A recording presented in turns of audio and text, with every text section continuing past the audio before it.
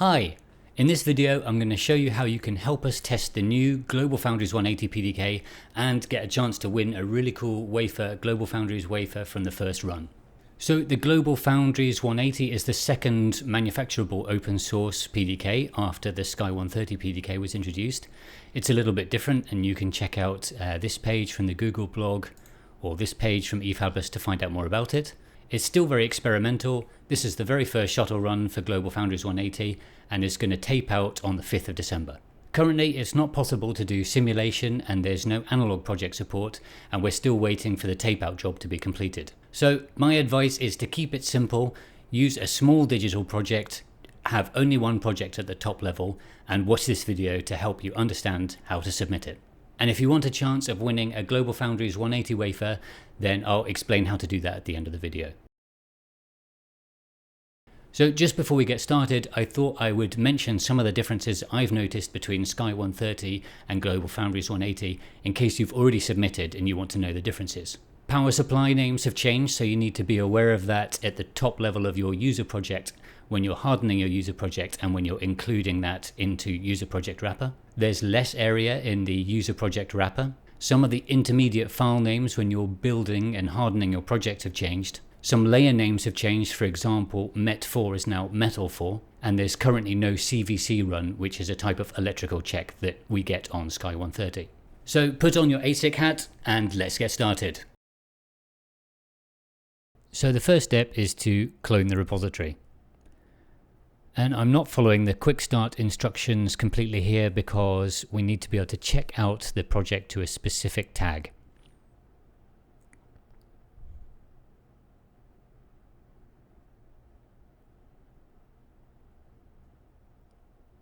So I'm just going to move this to a different name and then we'll go inside it, check out the specific tag, and it's very important you get that right.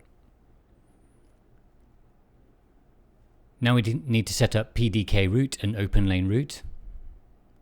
And please make sure that you don't have any environment variables left over from any Sky 130 installations, because it will almost certainly mess things up. And you can choose any directory here. I just put them in the top level directory next to my project. And then you run make setup. I'm going to speed this up a lot. It takes maybe 5 or so minutes, but I want to keep this video super concise.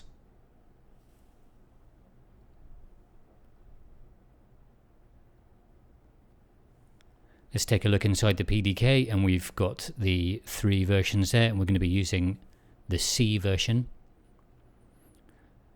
Now I do suggest that you try building the example project that comes with it, user proj example, because if that works then you're off to a good start, but if it fails then you need to work out what's wrong with your installation. So why not, let's take a quick look. We'll use K layout. If you're used to Sky 130 you'll notice it's a bit of a smaller area. Here's the example project.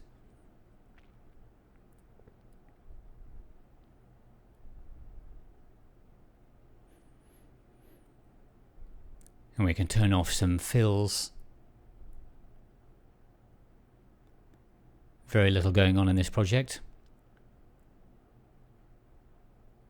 You can see the Metal 5 power straps and the Metal 4.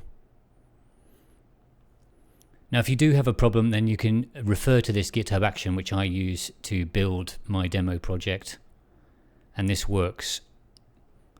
So hopefully you'll be able to compare your setup. Okay, so let's get the example project, and I'm using my VGA clock. So I'm going to add that as a submodule. If you don't already have RTL to add, then you can just write the Verilog directly in this directory. And I'm going to copy some existing files that I used for testing this whole flow to save time here. But don't worry, I'll show you everything that I change.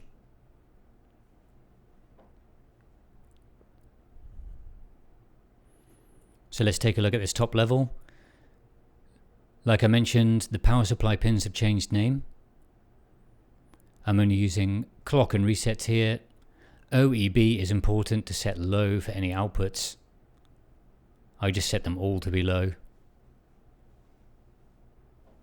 And then here's my VGA clock reset, 3 inputs, and then the outputs for the video.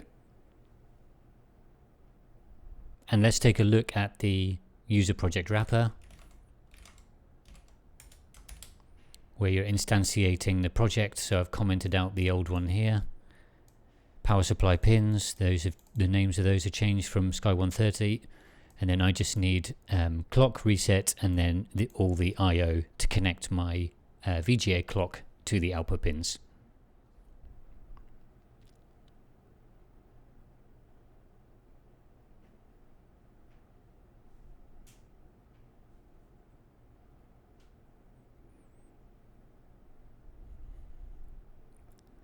Now simulation isn't working right now, but when it does, you're going to need to add any Verilog files you use into this includes file. So I'm just doing that now.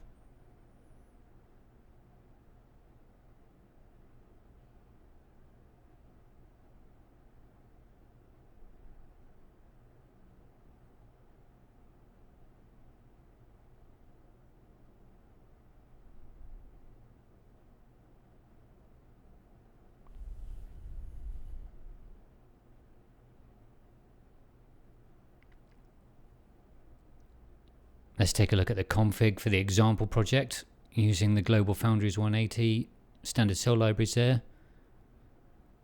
5 volts. Again, I'll copy my config over.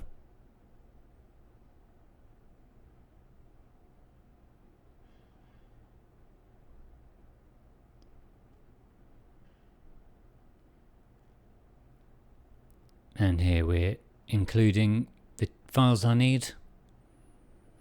I'm changing the die size, setting the clock period and port correct for my VGA timing. Like I mentioned, metal 4 changed name, and we've got these 2 power supply changes.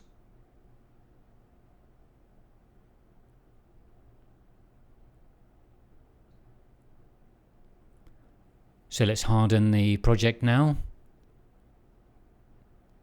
And again, I'll speed this up.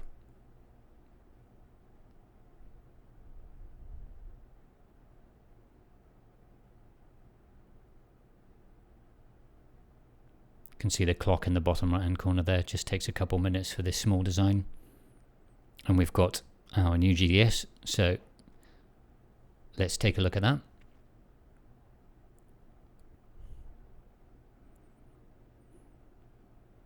That's good, got a different die size. Again, let's turn off the fill so you can more easily see utilization.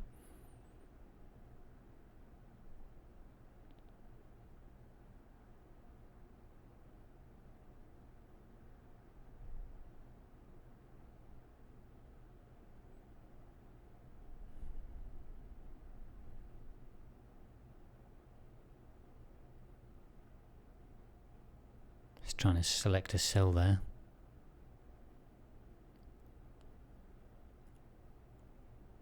Let's take a look at the DFF flop. Set that as a new top.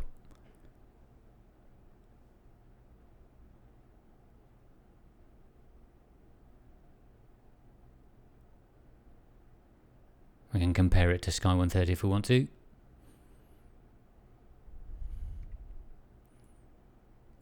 So now we're going to change the user project wrapper to include our project instead of the user proj example.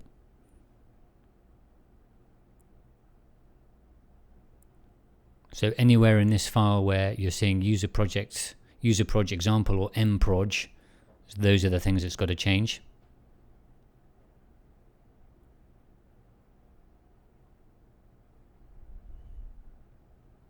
So I'll copy over my config. Let's take a look at the difference. Oh, that's the wrong one. That's it. There we go, change the clock port, change the name of the module, the GDS, the LEF.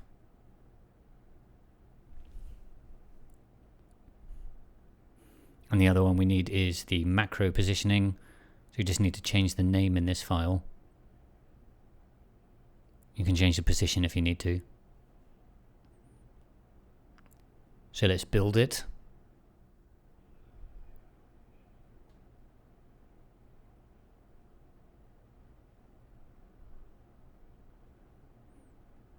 And I'll speed this up as usual.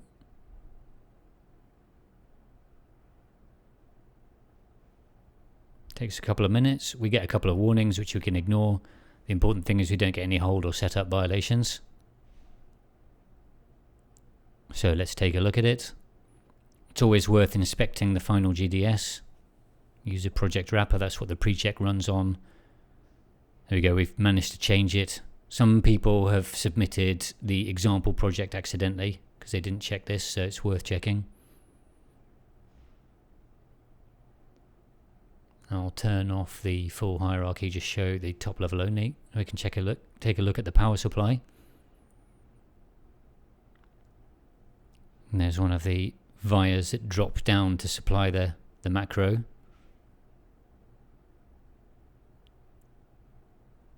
And the horizontal straps on MET5 deliver the power and ground. Press star to re-show everything. And let's do the normal turn off the fills so we can take a little bit of a better look at where the power supply is joined. There we go, see these set of 8 vars that drop down the power from MET5 to MET4 on the macro that we've just hardened.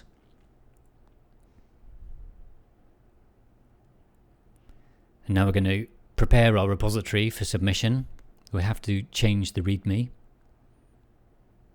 And in here you should put some good documentation. Help other people understand what your project does and how to test it.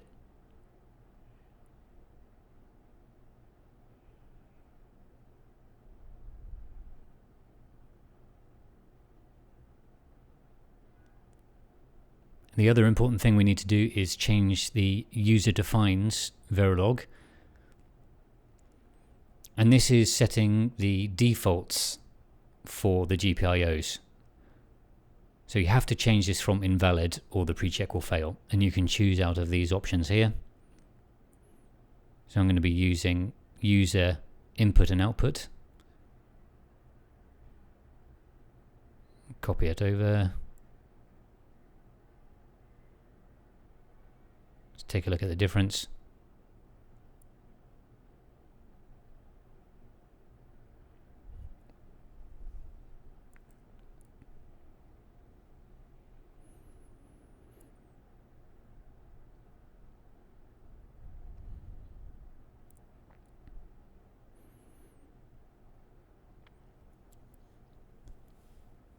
So let's load up my top level Verilog.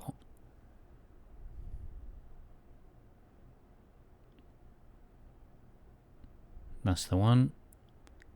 And I've got my 3 inputs for the hours, minutes and seconds. And there's those 3 inputs there. And then I've got my 8 outputs for H-sync, V-sync and 6-bit, glorious 6-bit color. And those are all user output and input pull downs. Management means that the CPU will control it and you want the user for your own projects.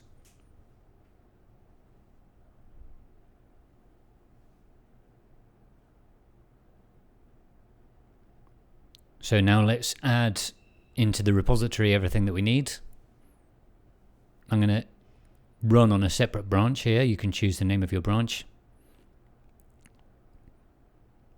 I'll add everything that has changed with that command.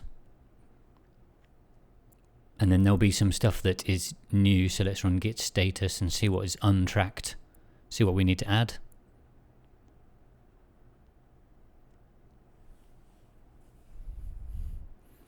The def, the GDS.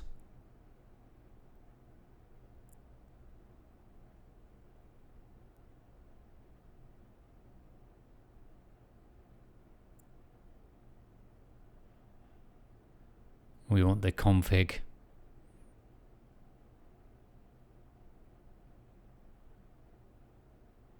We've already caught the user project wrapper changes. Now I forgot to add the lef here. Make sure you add the lef. Again, we were trying to make this reproducible for people.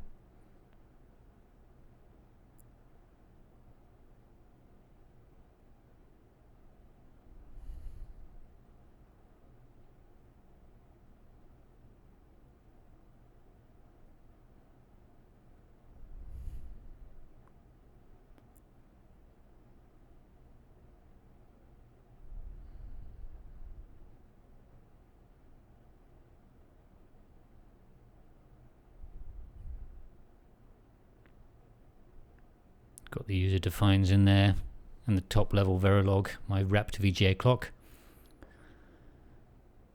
What have we got in here? So I'm going to remove user project example.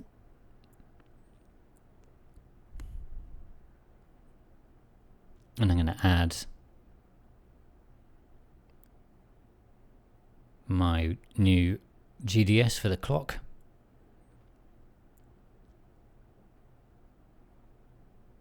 And then commit it all.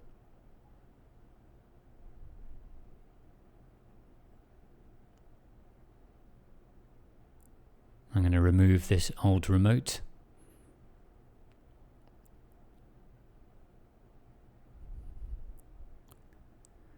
And now I'm going to set up a new GitHub repository. Again, I'm not using the template from the Caravelle user project because I need this custom tag.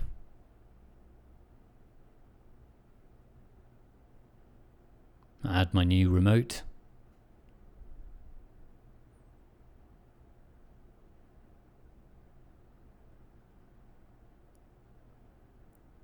And I need to push a new tracking branch, but mine is not called main.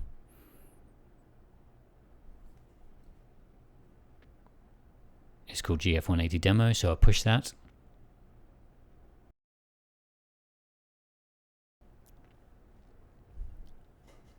So let's check the repo. Important thing is that the user project wrapper.gds has been updated. Let's check we've included the things we need in Verilog. That's looking good. Again, you want this to be reproducible so people can clone this and reproduce your results. And now let's get a new project going on platform.efabless.com. You'll need to make a login if you don't have one. Then go to active shuttles and start a new project for the global foundries. Try to be clear here what you're doing, make it searchable for people. And there you're pasting in your Git URL.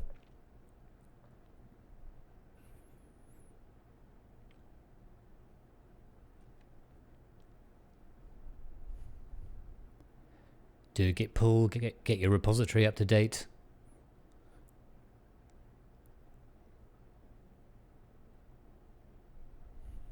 There we go. And now we're going to run the pre-check. We don't have the tapeout job yet, and you need to fix all of these red crosses to be able to submit. So I like to use the most recent commit for my job name, the one that is just being pushed here, because I'm often making changes, and then if I break it and I want to know what changed, I can easily reproduce my repository. So it takes about 20 minutes to run, and you can take a look at the logs here. For some reason it wasn't working on the GF180 demo, so here's the one that I've been copying my files from where it did work, and I can see the logs. And we get all passed at the end. I'll explain a bit more about that in a minute. And what you're going to need to do is when the tapeout job is ready, then you're going to need to run that. You're going to need to set your shipping address, complete the legal, and once all those are green ticks, you can click that submit box to submit. So I know you're all desperate to know how to win one of these great GF180 wafers. In fact, this one isn't. This is an old school one that I've got. Even I don't have one of these GF180 wafers. So how you do it is you convince 3 of your buddies to submit a project to this first shuttle run and put your name in that text box where I showed you. If you don't have any buddies, then feel free to put my name in because I want one of these. and good luck with your submission. Also, check the video description below for the competition rules and resources, and in particular, if you get stuck anywhere, then join the community Slack and ask questions on the GF180 channel. So good luck and enjoy making your submission.